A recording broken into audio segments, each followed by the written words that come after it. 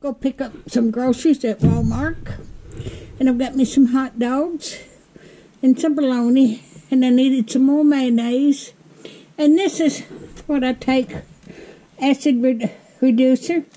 I have to take that because I take arthritis medicine.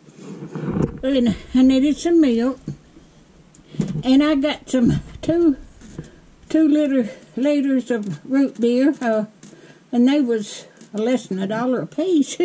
And I needed some more sugar, and I needed some eggs, and I love butter pecan ice cream, so I bought me some butter pecan ice cream.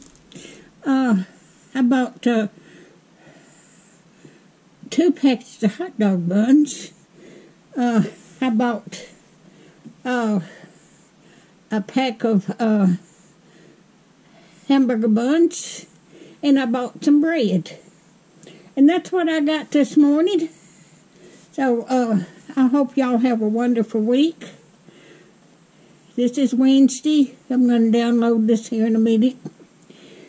So if you like my videos, just like, share, and subscribe. And hit that little bell when you want to be notified when I got another video coming out. And I think